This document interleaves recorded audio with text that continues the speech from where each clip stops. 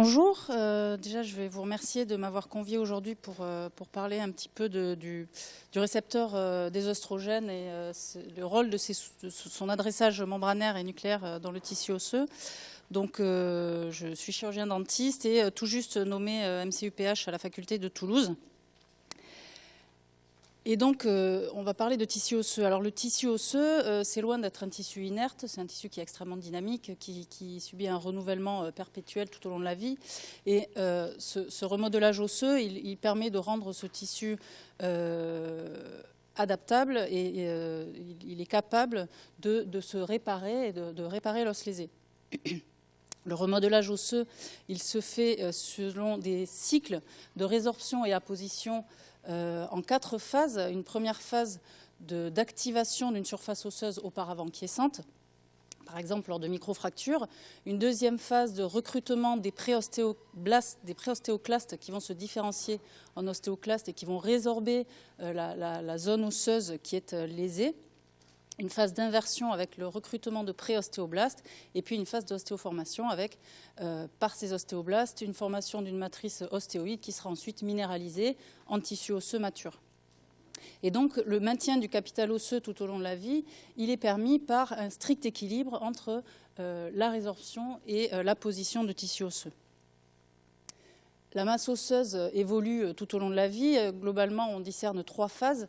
Une phase d'acquisition avec une augmentation de la masse osseuse au cours de l'enfance, puis une augmentation très importante lors de la puberté avec l'acquisition de la masse osseuse maximale à environ 20 ans. On a ensuite une phase de stabilité avec un pseudo-plateau à l'âge adulte. Puis, après 35-40 ans, on a une diminution progressive de la masse osseuse, avec chez la femme, lors de la ménopause, par contre, une chute brutale de cette masse osseuse. On en reparlera plus tard. Et donc, l'acquisition de la masse osseuse, on a dit qu'elle se faisait au cours de l'enfance et de la puberté. La détermination de la masse osseuse maximale, du pic de masse osseuse, dépend à 70% de facteurs génétiques, donc non modifiables, mais il reste quand même l'influence de facteurs modifiables tels que l'activité physique ou l'alimentation. L'acquisition de cette masse osseuse, la détermination en fait, de la masse osseuse maximale, elle est fortement déterminée par les hormones stéroïdiennes. On a donc chez le mâle les androgènes avec comme chef de file la testostérone qu'on peut voir ici à gauche, et chez la femelle les androgènes avec l'œstradiol à droite, qui sont 2 hormones très proches chimiquement. Et donc en début d'adolescence, les taux au début de la puberté, les taux faibles d'androgènes et d'œstrogènes vont stimuler la poussée de croissance. Et puis, l'acquisition de la masse osseuse, la masse osseuse va augmenter de façon parallèle au taux de stéroïdes sexuels jusqu'à la fin de l'adolescence. À la fin de l'adolescence, on a un pic de sécrétion des oestrogènes qui va déterminer la fermeture des cartilages de conjugaison par un effet direct sur les chondrocytes et donc la fin de la croissance. Les hormones stéroïdiennes, donc on a dit qu'ils sont responsables et qui augmentent en parallèle avec l'acquisition de la masse osseuse, sont donc responsables du dimorphisme sexuel squelettique. Et effectivement, chez l'homme, on observe un capital osseux qui est supérieur à celui de la femme. On a des os qui sont plus grands, des os longs qui ont un diamètre plus important et des surfaces vertébrales qui sont aussi supérieures chez l'homme par rapport à la femme. Alors ça s'explique en grande partie parce que l'acquisition, la croissance prépubertaire est retardée d'environ 2 ans chez l'homme, ce qui explique en grande partie ces différences-là. Et donc, on a dit qu'en fin de croissance, on avait un pic d'œstrogène qui va provoquer la fermeture des cartilages de croissance et la fin de la croissance. Donc, vous allez me dire, chez la femme, d'accord, les oestrogènes, mais chez les hommes. Alors, chez les hommes, les oestrogènes sont aussi très importants dans le tissu osseux.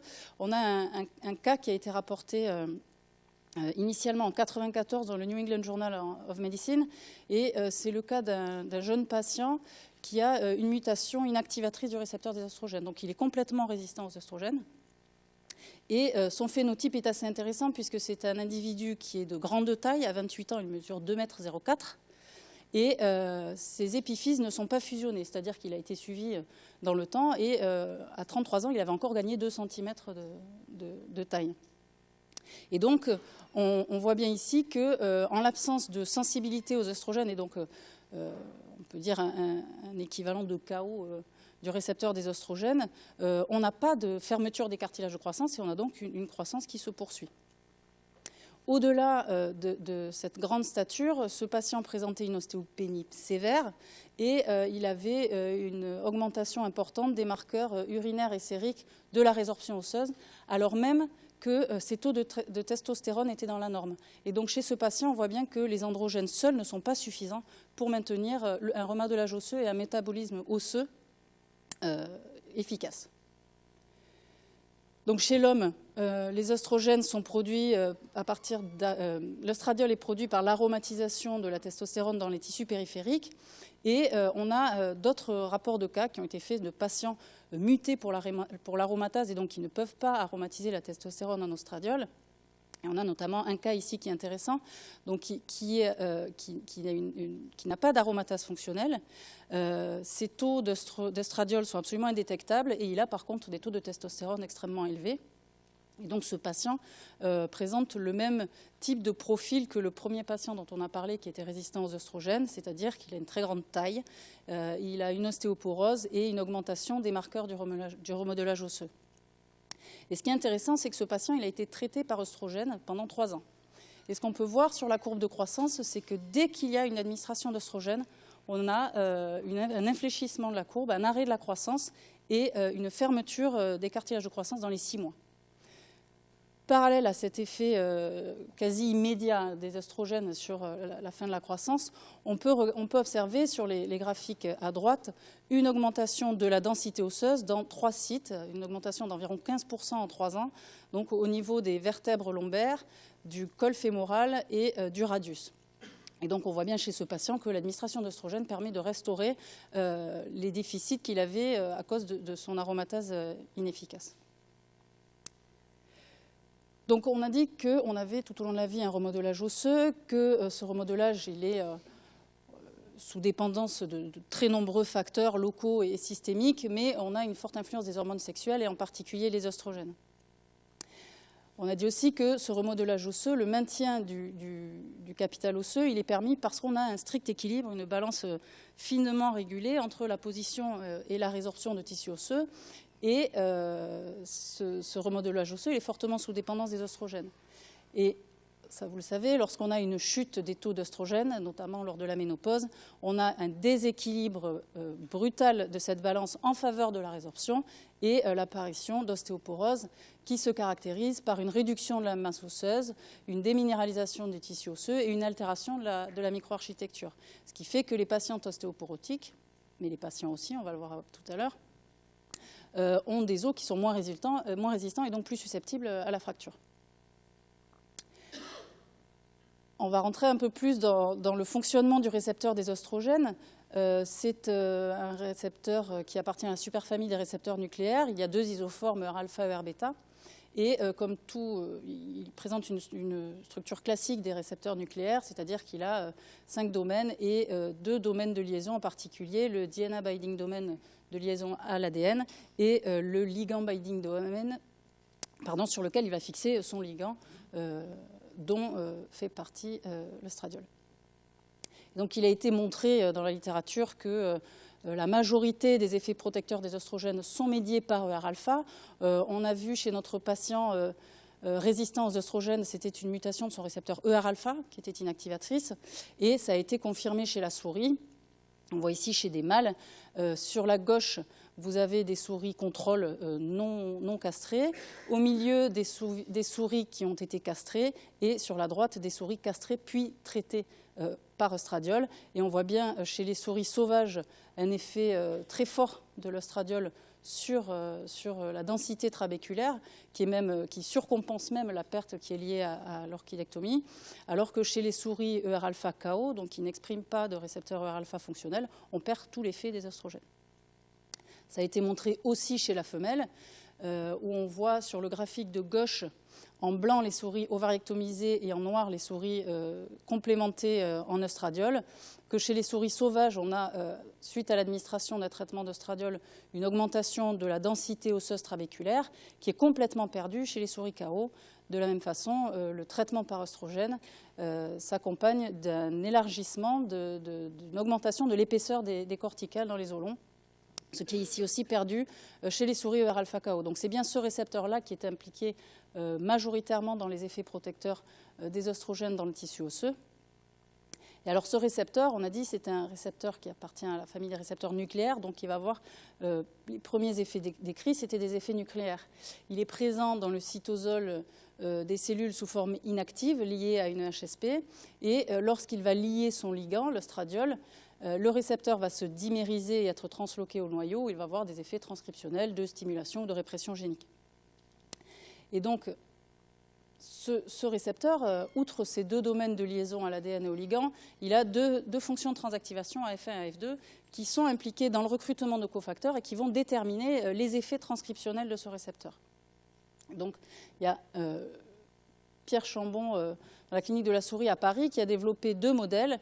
L'un muté pour la fonction AF1, donc par la délétion de 146 acides aminés. Donc on a une protéine tronquée, AF1-0, qui n'exprime pas cette fonction AF1.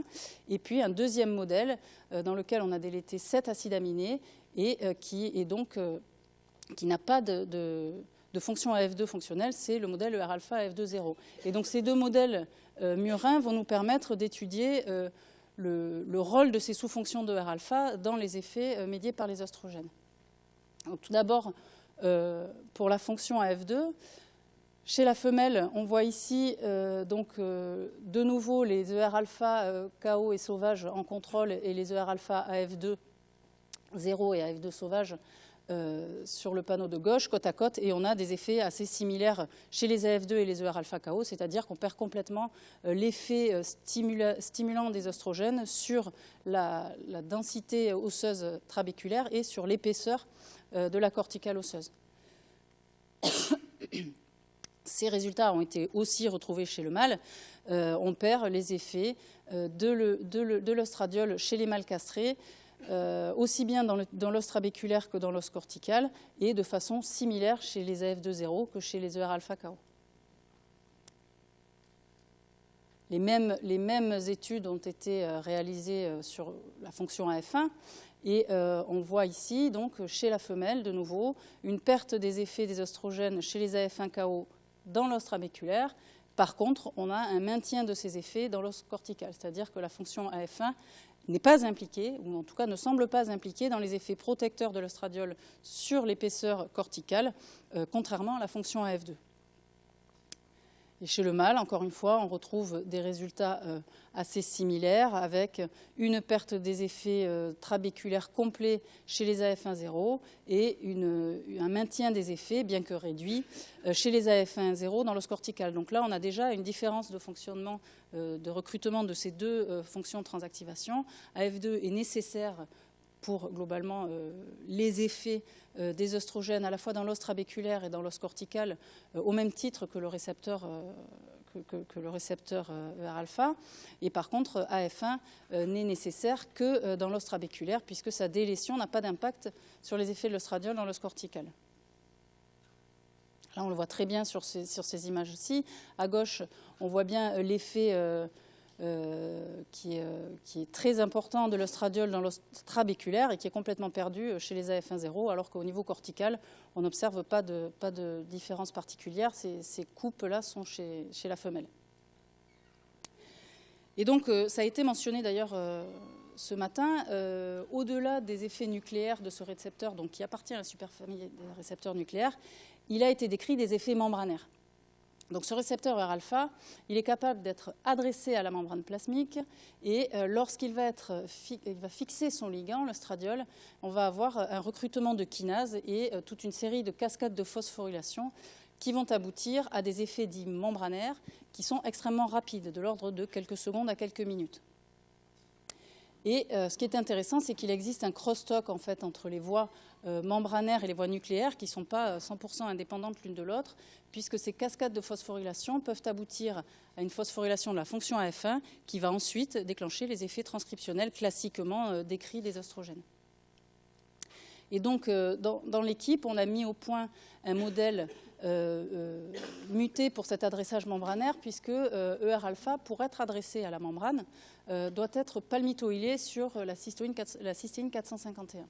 Et donc, on a fait muter cette cystéine 451 en alanine, et donc notre récepteur ne peut plus être palmitoylé, et donc ne peut plus être adressé à la membrane. On aura donc un modèle sélectif avec des effets nucléaires uniquement. Donc c'est la souris ER-alpha C451A. Donc la première étape, ça a été évidemment de valider ce modèle. On peut voir dans les fractions membranaires que sur le graphique de gauche, le modèle muté présente une réduction très importante d'expression du récepteur à la membrane. Et c'est retranscrit au niveau des ARN. Lors de la caractérisation de ce modèle, on a pu observer qu'on a une perte des effets endothéliaux de l'E2. En fait, l'endothélium est un tissu qui est caractérisé comme exclusivement membranaire des effets de l'œstradiol, c'est-à-dire que l'œstradiol va favoriser la réendothélialisation, la production d'oxyde nitrique et la vasodilatation, et ça, ce sont des effets qui sont membranaires et qui sont donc perdus complètement chez ce modèle muté. En revanche, dans l'utérus, qui est un organe caractérisé comme étant nucléaire, on a un maintien du phénotype, c'est-à-dire que l'administration de 2 va déclencher une hyperplasie utérine. Et donc, on a utilisé ce modèle, évidemment, pour aller voir dans le tissu osseux le rôle de cet adressage membranaire de ER-alpha. On a commencé par vérifier l'expression du récepteur, donc que ce soit en ARN messager ou en protéines, l'expression est maintenue, donc les effets qu'on observe ils ne sont pas dus à un effet de la mutation sur l'expression de la protéine, mais bien à un déficit d'adressage membranaire. Et donc ce qu'on voit ici, au niveau de l'os trabéculaire, donc le BVTV, ça traduit la densité osseuse, on a d'autres éléments qui convergent, c'est-à-dire le nombre de trabécules, l'épaisseur de ces trabécules, les connexions entre ces trabécules. Mais globalement, on voit bien que le traitement à l'œstradiol, donc, comme ça a déjà été décrit maintes fois, chez les souris sauvages a un effet très important et c'est bien traduit sur les images en haut de l'écran.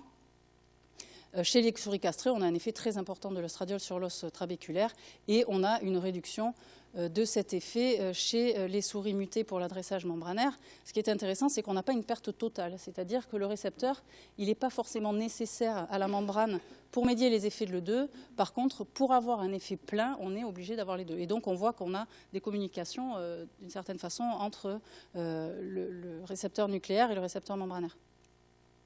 Dans l'os cortical, on a le même type de profil, c'est-à-dire qu'on va avoir une réduction de l'effet de l'œstradiol dans l'épaisseur corticale chez les souris mutées pour le récepteur ER-alpha et donc pour le récepteur membranaire. Et donc cet adressage membranaire est nécessaire pour avoir un effet plein des œstrogènes dans le tissu osseux. Donc là, on était chez la femelle. Ça a été confirmé chez le mâle par une autre équipe qui a décrit un autre modèle. Alors en fait, c'est un modèle qui a un nom différent, mais qui au final est le fruit de la même mutation. Et donc, ils ont confirmé les résultats chez la femelle et les ont montrés aussi chez le mâle. Donc, finalement, que ce soit chez le mâle ou chez la femelle, le métabolisme du tissu osseux médié par l'œstradiol est similaire dans le recrutement des sous-fonctions de ER-alpha, AF1 et AF2 et dans le rôle de l'adressage membranaire de ce récepteur dans ses effets très rapides. On va voir maintenant rapidement le vieillissement. Donc, on l'a dit tout à l'heure, les femmes, à un moment donné, ont une ménopause qui est définie par l'arrêt permanent des menstruations suite à un arrêt brutal de production des oestrogènes par les ovaires. Et c'est ça finalement qui est très important, c'est qu'on a une chute quasi immédiate de l'arrêt de production des oestrogènes. Et donc cette ménopause, elle s'accompagne de tout un groupe de conséquences avec les troubles du climatério, l'ostéoporose, on l'a vu, une augmentation du risque de maladies métaboliques et cardiovasculaires où les femmes vont rejoindre finalement un risque qui va être plus ou moins semblable à celui des hommes avant avant cet âge-là. Et donc, pour médier à l'ensemble de ces troubles, on peut mettre en place un traitement hormonal substitutif par oestrogène qui va permettre donc d'éliminer les troubles du climatéaire, de réverser finalement l'altération du squelette liée à l'ostéoporose et réduire le risque de maladies métaboliques et cardiovasculaires. Le problème, c'est que les oestrogènes, ils ont un effet sur l'utérus, donc ils provoquent un surrisque de cancer utérin avec des lésions hyperplasiques. Et donc, afin de pallier à ce surrisque-là, on y associe un progestatif. Cependant, le progestatif ne permet pas de contrer l'effet des oestrogènes sur le cancer du sein et le thromboembolisme. Ça, c'est des choses qu'on ne sait pas encore. Il y a beaucoup d'études là-dessus. Le traitement hormonal substitutif ne permet pas de s'affranchir du surrisque de cancer du sein et de thromboembolisme. Alors, chez l'homme, on ne peut pas véritablement parler d'andropause parce que même si on a une réduction progressive des taux de testostérone, il reste généralement dans des taux qui ne permettent pas vraiment de parler d'hypogonadisme avec des manifestations systémiques. Par contre, on a une augmentation progressive au fur et à mesure du vieillissement de la SHBG, qui est la Sex Hormone Binding Globulin, et qui a une forte affinité donc, pour la testostérone et l'œstrogène circulant. Et donc, finalement, de façon inversement proportionnelle, suivant l'augmentation d'expression de la SHBG, on a une réduction des taux de testostérone et de 2 actifs, et donc une ostéoporose. Les hommes aussi ont de l'ostéoporose. Et donc, on voit bien que dans les deux sexes, le déficit œstrogénique est à l'origine d'une ostéoporose, même si effectivement, chez la femme, chez l'homme, le déficit est très progressif, et chez la femme, qui est très imprégnée d'œstrogène, le déficit est brutal, et donc les pertes osseuses suite à la ménopause sont très, très franches et brutales. Et donc, pour conclure, on a vu que donc, dans l'acquisition de la masse osseuse, les oestrogènes et les androgènes sont très importants, et donc ils sont responsables du dimorphisme sexuel du squelette. Que la fin de croissance est déterminée par les oestrogènes via un effet direct sur les chondrocytes et donc une fermeture des cartilages de croissance et un arrêt de la croissance.